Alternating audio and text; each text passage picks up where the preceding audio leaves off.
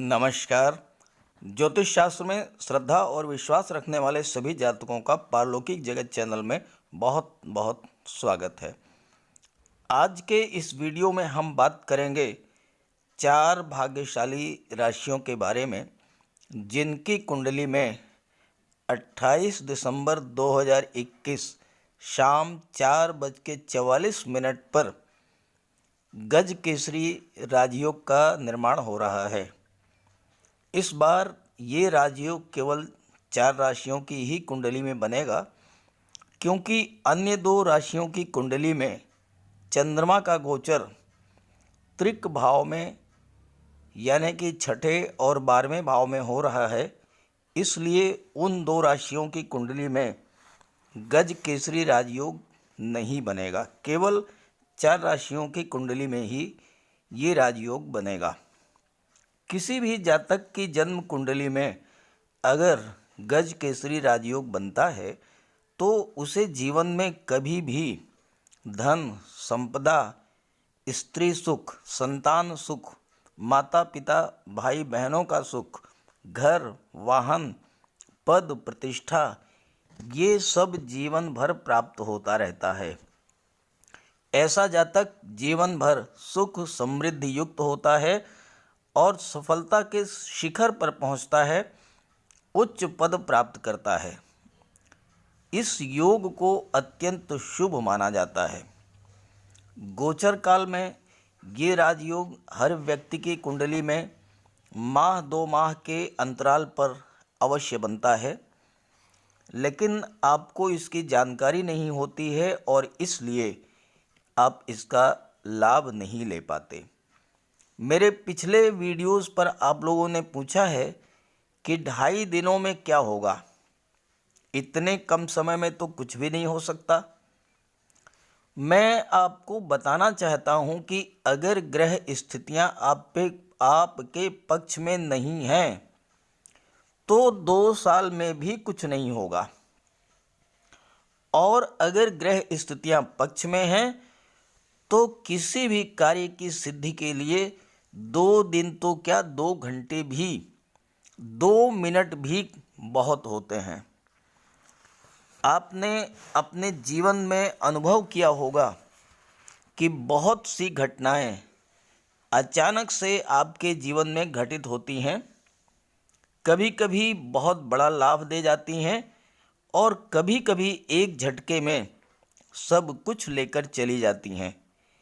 इसलिए जीवन में शुभ योगों का, शुभ काल का, शुभ मुहूर्त का बहुत बड़ा महत्व है। और इस राजयोग के बनने पर, इस राजयोग के दौरान कोई भी शुभ कार्य किया जाए तो लाभ और सफलता निश्चित है। दूसरी बात मैं आपसे ये कहना चाहता हूँ कि अच्छे समय का इंतज़ार ना करें, बल्कि वर्तमान को ही अच्छा बनाएं। अगर ग्रह स्थितियां आपके पक्ष में हैं तो ग्रहों का उपाय करके ग्रहों को और अधिक बलवान बनाएं और ज़्यादा से ज़्यादा लाभ अर्जित करें। अगर ग्रह स्थितियां आपके पक्ष में नहीं हैं तो ग्रहों का उपाय करके उन्हें अपने अनुकूल करें। और ग्रहों के जो उपाय हैं मैंने अपने पिछले वीडियोस में आपको बताए हैं। बहुत ही साधारण उपाय हैं और आप बड़े आसानी से कर सकते हैं। किसी भी कर्म कांड की कोई आवश्यकता नहीं है। आप अपने जीवन में रूटीन वे में उसको कर सकते हैं। जैसे कि देवगुरु बृहस्पति का ही उपाय है, बहुत आसान उपाय है। कुछ नहीं, केवल आप माता पिता, गुरु और बुज़ुर्गों का सम्मान करें, उनकी सेवा करें, उनकी केयर करें, उनका आशीर्वाद प्राप्त करें। इतना ही पर्याप्त है। इतने से ही देवगुरु प्रसन्न हो जाते हैं। और ये ऐसा कोई कार्य नहीं है जिसे कि आप ना कर सकें। तो पहले मैं आपको बताऊंगा कि आपकी कुंडली में गज केसरी राजयोग का निर्माण कैसे होता है और इसका क्या प्रभाव होता है। गज केसरी राजयोग के बारे में ज्योतिष शास्त्र में कहा गया है, गज केसरी संजातस तेजस्वी धन धान्यवान मेधावी गुण संपन्नो राज्य प्रियो भवेत। अर्थात वो जातक जिसकी कुंडली में गज केसरी राजयोग का निर्माण होता है, वो जातक तेजस्वी होता है, धन धान्य से युक्त होता है, मेधावी होता है, हर गुण से संपन्न होता है और राज दरबार का प्रिय होता है। राज दरबार का प्रिय होने का मतलब या तो शासन प्रशासन में उच्च पद पर हैं या राजनीति में उच्च पद पर हैं, और या फिर शासन प्रशासन और राजनीति में बैठे हुए लोगों से आपके संबंध बहुत अधिक हैं और ऐसा जातक जीवन काल में समस्त भोगों को भोगता है। अब ये राजयोग बनता कब है? अगर देवगुरु और चंद्रमा दोनों की युति बने केंद्र के भाव में, पहले, चौथे, सातवें और 10वें भाव में, अगर देवगुरु और चंद्रमा इनकी युति बने किसी भी भाव में, पहले, चौथे, सातवें और 10वें, या फिर केंद्र के भाव में, त्रिकोण के भाव में, पंचम भाव और नवम भाव, अगर इसमें देवगुरु और चंद्रमा की युति बने तो गज केसरी राजयोग बनता है। दूसरी स्थिति यह है कि अगर देवगुरु और चंद्रमा का दृष्टि संबंध हो और देवगुरु केंद्र या त्रिकोण के भाव में गोचर करें, जैसे देवगुरु लग्न भाव में गोचर कर रहे हैं, देवगुरु की पंचम दृष्टि पंचम भाव पर, सप्तम दृष्टि सप्तम भाव पर, नवम दृष्टि नवम भाव पर। अब चंद्रमा अगर सिंह राशि में है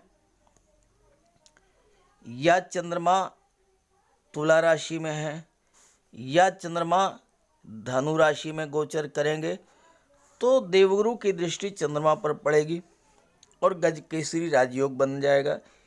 ठीक है, ऐसे ही चतुर्थ, सप्तम, दशम और त्रिकोण के भाव में देवगुरु के स्थित होने पर गज केसरी राजयोग बनता है। और गज केसरी राजयोग केवल चंद्रमा और देवगुरु से ही नहीं बनता, शुक्र से भी बनता है और बुध से भी बनता है।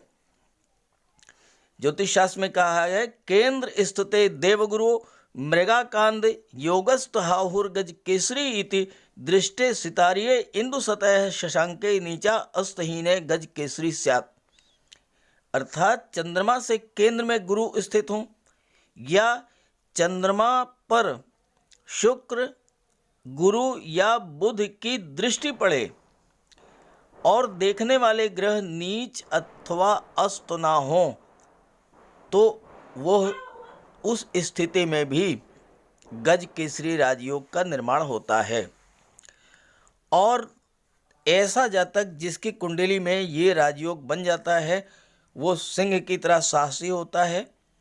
केसरी का मतलब होता है सिंह, तो वह जातक सिंह की तरह साहसी होता है, शत्रुओं का दमन करने वाला होता है, शानो शौकत वाला, विलासी, दीर्घायु, तीव्र बुद्धि वाला और महान यश प्राप्त करने वाला होता है, तेजस्वी होता है, धन धान्य युक्त होता है, मेधावी और गुणवान होता है और राज दरबार का प्रिय होता है। अब आइए बात करते हैं उन 6 भाग्यशाली राशियों के बारे में जिनकी कुंडली में गज केसरी राजयोग का निर्माण हो रहा है। पहली भाग्यशाली राशि है कुंभ राशि। 28 दिसंबर शाम 4:44 पर चंद्रमा राशि परिवर्तन करेंगे और चंद्रमा का गोचर तुला राशि में होगा और देवगुरु का गोचर लग्न भाव में है। देवगुरु की नवम दृष्टि चंद्रमा पर पड़ेगी और गज केसरी राजयोग का निर्माण हो गया और ये गज केसरी राजयोग अगले 54 घंटे तक बनेगा, यानी 31 दिसंबर तक ये राजयोग बना रहेगा आपकी कुंडली में। अब ये आपके लग्न भाव में बन रहा है। देवगुरु का गोचर लग्न भाव में है, चंद्रमा का गोचर नवम भाव में है। लग्न भाव में देवगुरु आपके ज्ञान, बुद्धि और विवेक में वृद्धि करेंगे, आपके अंदर मैच्योरिटी लाएंगे। आप इस समय, इस गोचर काल में जो भी डिसीजन लेंगे, जो भी फैसला लेंगे, वो लाभकारी होगा।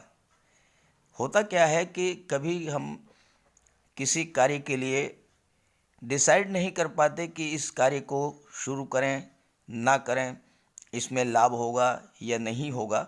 ये तमाम आपके मन में भ्रामक स्थितियां बनी रहती हैं, लेकिन इस समय इस योग के बनने पर आपका बुद्धि, आपका विवेक इतना जागृत हो जाएगा कि आप जो भी डिसीजन लेंगे वो बिल्कुल सही फैसला होगा और भाग्य का भी सपोर्ट आपको मिलेगा, तो उस कार्य में आपको सफलता मिलेगी। देवगुरु की दृष्टि सप्तम भाव पर पड़ेगी और सप्तम भाव पारिवारिक जीवन का होता है। विवाह के लिए भी शुभ योग है। वैवाहिक रिश्ते अगर तय करने हैं उसके लिए शुभ योग है। पार्टनरशिप में कोई व्यापार व्यवसाय शुरू करना है, कोई नया व्यापार शुरू करना है, उसमें भी आप शुरू कर सकते हैं इस गोचर काल में। इस राजयोग के दौरान आप जो भी शुभ कार्य करेंगे उसमें आपको सफलता मिलेगी। देवगुरु लाभ भाव के भी स्वामी हैं और धन भाव के भी स्वामी हैं और लग्न में गोचर कर रहे हैं, तो लाभ भी होगा, धन का लाभ होगा, संतान का, शिक्षा का लाभ होगा और धन का संचय भी होगा। अब आपके मन में एक प्रश्न ये होगा कि 2.5 दिन में कैसे एकदम से धन का लाभ भी हो जाएगा और धन इकट्ठा भी हो जाएगा। तो मैं ये नहीं कह रहा हूँ कि एकदम से हो जाएगा, लेकिन जिस कार्य की शुरुआत आप कर देंगे उस कार्य में निश्चित रूप से लाभ होगा और लाभ भी होगा। जब लाभ होगा तो धन आएगा और जब धन आएगा तो चूंकि देवगुरु धन भाव के स्वामी हैं तो आपका धन का संचय भी होगा। आप इस गोचर काल में, इन 54 घंटों में आप कोई प्रॉपर्टी खरीदना चाहते हैं वो आप खरीद सकते हैं। कोई आप निवेश करना चाहते हैं शेयर में या गोल्ड में निवेश करना चाहते हैं, वो आपके लिए फ़ायदेमंद होगा। किसी प्रॉपर्टी का कोई सौदा आप करना चाहते हैं या कोई व्यापारिक डील करना चाहते हैं, उस दृष्टिकोण से भी आपको लाभ होगा। देवगुरु की पंचम दृष्टि कुंडली के पंचम भाव पर पड़ रही है, जहाँ से संतान का और शिक्षा का विचार किया जाता है। और देवगुरु पंचम भाव में अति विशिष्ट कारक होते हैं और अत्यंत शुभ फल देते हैं। संतान की प्राप्ति भी हो सकती है। अविवाहित हैं तो आपका विवाह हो सकता है या विवाह के लिए शुभ समय है। साथ ही साथ आप विदेश भी जा सकते हैं, हायर एजुकेशन के लिए आपको मौका मिल सकता है। आप जिस क्षेत्र में अध्ययन कर रहे हैं वहाँ भी आपको सफलता मिल सकती है। आप अपने बच्चों के लिए, अपने संतान के लिए हायर एजुकेशन में कोई निवेश कर सकते हैं, हायर एजुकेशन के लिए कोई प्लानिंग कर सकते हैं। किसी अपने भविष्य के लिए कोई आप प्लानिंग करें अपने बच्चों के लिए कि हमें 5 साल या 7 साल या 10 साल के बाद इतने पैसे की आवश्यकता होगी बच्चों की शिक्षा के लिए, तो वो प्लानिंग भी आपकी सफल होगी। इस गोचर काल में आप सही जगह पर निवेश करेंगे और सही जगह पर निवेश से आपको सही लाभ मिलेगा। तो कुंभ राशि के जातकों के लिए ये गोचर बहुत ही अच्छा रहेगा, ये समय बहुत अच्छा रहेगा, इसका लाभ उठाएं। और साथ ही साथ उपाय के तौर पर मैंने जैसे बताया कि देवगुरु को प्रसन्न करना है, तो माता पिता, देव गुरु, अपने वृद्धजन, इनका सम्मान करें, इनकी सेवा करें, तो आपको देवगुरु का पूरा लाभ, पूरी कृपा दृष्टि उनकी आप पर बनी रहेगी। दूसरी भाग्यशाली राशि है तुला राशि। देवगुरु का गोचर आपकी कुंडली के पंचम भाव, जो कि त्रिकोण का भाव है, इसमें है। और चंद्रमा का गोचर 28 दिसंबर को 4:44 पर तुला राशि में होगा और चंद्रमा आपके लग्न भाव में गोचर करेंगे और देवगुरु की दृष्टि चंद्रमा पर पड़ेगी और गज केसरी राजयोग का निर्माण हो गया। देवगुरु अत्यंत शुभ और सौम्य ग्रह हैं। केंद्र के भाव या त्रिकोण के भाव में गुरु की स्थिति कुंडली के लाखों दोषों का नाश कर देती है। देवगुरु त्रिकोण के भाव में हों या केंद्र के भाव में हों तो बहुत अच्छा लाभ देते हैं। आपको सुख, संपत्ति, वैभव, प्रतिष्ठा, मान सम्मान, ये सब प्रदान करेंगे। और बहुत ऐसे जातक बहुत ही कम उम्र में महत्वपूर्ण पदों को प्राप्त कर लेते हैं और पत्नी, संतान, मित्रों का सुख प्राप्त होता है और धर्म और राज्य से, पिता से, ऐसे जातकों को लाभ भी होता है। देवगुरु ज्ञान, बुद्धि और विवेक के कारक हैं। आपके लग्न भाव में गज केसरी राजयोग बन रहा है। लग्न भाव सबसे महत्वपूर्ण भाव होता है। ग्रह क्या करते हैं? ग्रह हमारे मस्तिष्क को प्रभावित करते हैं। देवगुरु आपके बुद्धि और विवेक को जागृत करेंगे। बहुत दिनों से आप किसी कार्य को करने के बारे में सोच रहे थे, लेकिन सही डिसीजन नहीं ले पा रहे थे। इस गोचर काल में इस राजयोग के बनने पर आपका विवेक, आपकी बुद्धि इतनी जागृत हो जाएगी कि आप फाइनल डिसीजन ले लेंगे। इस कार्य को करना है या इस कार्य को नहीं करना है, ये आप फाइनली डिसीजन ले लेंगे और वो जो डिसीजन होगा उससे आपको लाभ होगा, वो बिल्कुल सही डिसीजन आपका होगा और ये क्षमता आपको मिलेगी जब ये राजयोग प्रभावी होगा। देवगुरु की दृष्टि भाग्य के भाव पर पड़ रही है और भाग्य का सपोर्ट तो मिलेगा ही। नवम भाव से यात्रा, देशाटन, देव दर्शन का भी विचार किया जाता है। अगर आप किसी तीर्थ यात्रा पर जाना चाहते थे, कहीं देव दर्शन के लिए जाना चाहते थे, उसके लिए किसी मुहूर्त की आवश्यकता नहीं है।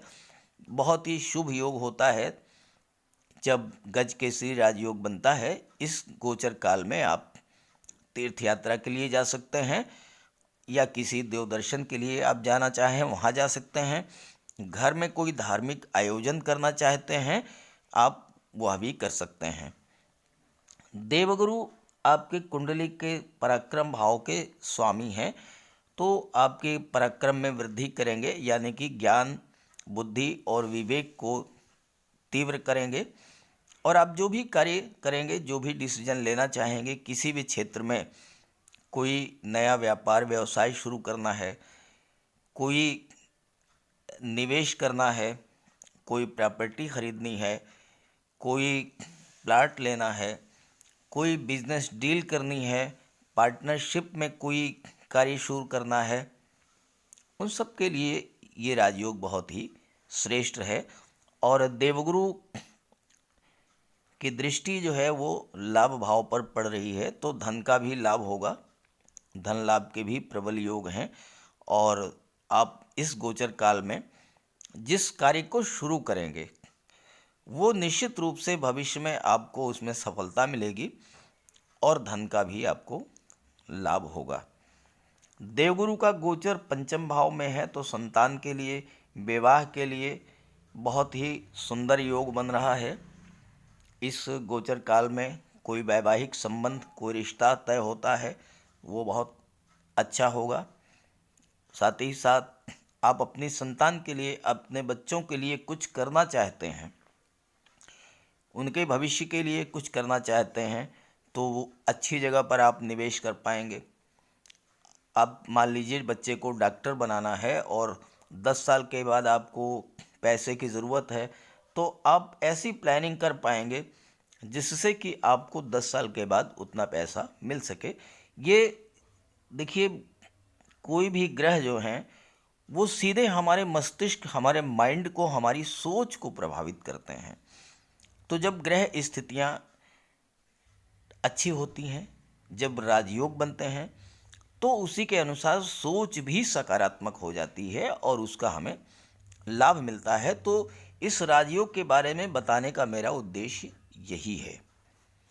देवगुरु के लिए उपाय की बात करें तो बहुत आसान है। कुछ नहीं, माता पिता, गुरु और बुज़ुर्गों का आप सम्मान करें, उनकी सेवा करें, उनकी केयर करें, उनका आशीर्वाद प्राप्त करें। देवगुरु की कृपा आप पर बनी रहेगी। तीसरी भाग्यशाली राशि जिसकी कुंडली में गज केसरी राजयोग बन रहा है वो है मिथुन राशि। 28 दिसंबर शाम 4:44 पर चंद्रमा राशि परिवर्तन करेंगे और तुला राशि में गोचर करेंगे। चंद्रमा का गोचर आपके कुंडली के पंचम भाव में होगा और देवगुरु की नवम दृष्टि पड़ेगी चंद्रमा पर और गज केसरी राजयोग बन गया। देवगुरु की दृष्टि आपके लग्न भाव पर पड़ रही है। देवगुरु की दृष्टि आपके पराक्रम भाव पर पड़ रही है और देवगुरु आपके दशम भाव के स्वामी हैं, सप्तम भाव के स्वामी हैं। ग्रह क्या करते हैं? ग्रहों का क्या प्रभाव होता है?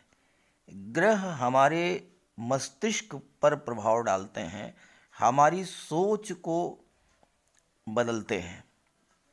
देवगुरु भाग्य भाव में गोचर कर रहे हैं, भाग्य का तो सपोर्ट मिलना ही मिलना है। दृष्टि पड़ रही है आपके लग्न भाव पर। लग्न भाव सबसे महत्वपूर्ण भाव होता है। देवगुरु ज्ञान, बुद्धि और विवेक के कारक हैं। आपके ज्ञान को, आपके विवेक को, आपकी बुद्धि को जागृत करेंगे। कोई ऐसा फैसला जो बहुत दिनों से आप नहीं ले पा रहे थे, कोई कार्य करना है, कोई व्यवसाय करना है, कोई व्यापार करना है, लाइफ की क्या दिशा होगी, आप ये डिसाइड नहीं कर पा रहे थे, भ्रम में थे। अब जब ये राजयोग बना और देवगुरु की दृष्टि आपके लग्न पर पड़ी तो आपकी बुद्धि, विवेक इतनी जागृत हो जाएगी कि आप सही डिसीजन ले पाएंगे।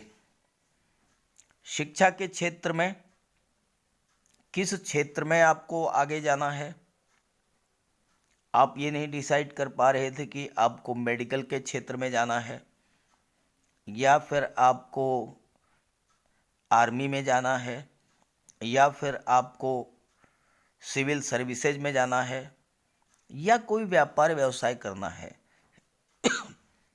ये आप डिसाइड नहीं कर पा रहे थे, आप एक दोराहे की स्थिति में थे। तो ये क्षमता आपके अंदर आ जाएगी, आप सही डिसीजन ले पाएंगे और सही डिसीजन जब आप लेंगे तो आपको इसका लाभ होगा। देवगुरु आपके कर्म भाव के स्वामी हैं, तो कार्य क्षेत्र में सफलता मिलेगी।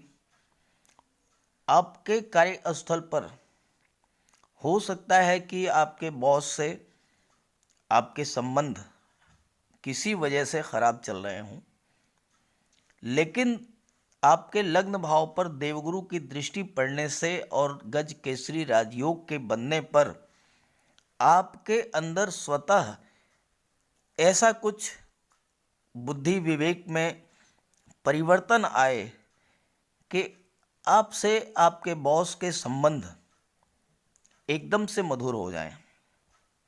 आप कुछ ऐसा करेंगे जिससे कि रिलेशंस बेटर होंगे और उसका आपको लाभ मिलेगा।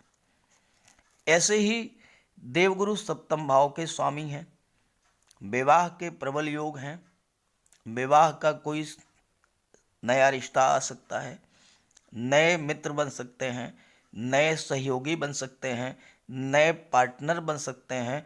और ये जो भी आपके मित्र सहयोगी या पार्टनर बनेंगे वो आने वाले समय में आपके लिए हेल्पफुल होंगे। पत्नी के साथ, लाइफ पार्टनर के साथ आपके संबंध किसी वजह से तनावग्रस्त थे, वो ठीक हो जाएंगे। आप कुछ ऐसा करेंगे कि अपने आप जो समस्या थी वो समाप्त हो जाएगी। देवगुरु आपके पराक्रम में वृद्धि करेंगे, यानी कि कार्य क्षमता को बढ़ाएंगे, बुद्धि को बढ़ाएंगे, ज्ञान को बढ़ाएंगे और आप जो कार्य कर रहे थे उसे और भी अच्छे ढंग से करने में सक्षम हो जाएंगे। आपको आपके कार्य में परफेक्शन लाने की क्षमता देवगुरु प्रदान करेंगे। आप सप्तम भाव पर दृष्टि है और सप्तम भाव संतान का होता है, शिक्षा का होता है। आप हायर एजुकेशन के लिए प्लान कर रहे थे, उसमें आपको सफलता मिल सकती है। या आप अपने बच्चों के लिए कोई निवेश करना चाहते थे, या आप खुद कोई निवेश करना चाहते थे, कोई प्रॉपर्टी आप लेना चाहते थे, कोई शेयर में आप निवेश करना चाहते थे, या गोल्ड परचेज करना चाहते थे। इन सब कार्यों के लिए ये समय बहुत ही उपयुक्त है। ये 54 घंटे जो हैं आपके लिए श्रेष्ठ योग बन रहा है। इस समय में आप जो भी कार्य करेंगे उसमें आपको सफलता निश्चित रूप से मिलेगी। और जहाँ तक उपाय की बात है तो बहुत आसान है, बहुत सिंपल है। माता पिता, गुरु और वृद्ध जनों का सम्मान करें, उनकी सेवा करें, उनकी देखभाल करें, उनका आशीर्वाद प्राप्त करें। इतना ही अगर आप कर लेते हैं, और ये ऐसा कोई बड़ा काम नहीं है जिसे कि आप ना कर सकें, सिर्फ इतना कर लीजिए। देखिए देवगुरु की कृपा आप पर बनी रहेगी और आप जीवन में सफलता के शिखर को छुएंगे। चौथी भाग्यशाली राशि जिसकी कुंडली में गज केसरी राजयोग बन रहा है वह है सिंह राशि। 28 दिसंबर शाम 4:44 पर चंद्रमा का गोचर तुला राशि में होगा और चंद्रमा आपके पराक्रम भाव में स्थित होंगे। देवगुरु आपके सप्तम भाव में गोचर कर रहे हैं। देवगुरु की नवम दृष्टि पड़ेगी चंद्रमा पर और गज केसरी राजयोग का निर्माण हो गया। देवगुरु की सीधी दृष्टि लग्न पर पड़ रही है और देवगुरु की पंचम दृष्टि जो है वो लाभ भाव पर पड़ रही है। देवगुरु पंचम भाव के स्वामी हैं और अष्टम भाव के भी स्वामी हैं। लग्न भाव पर देवगुरु की दृष्टि आपके ज्ञान, बुद्धि और विवेक में वृद्धि करेगी।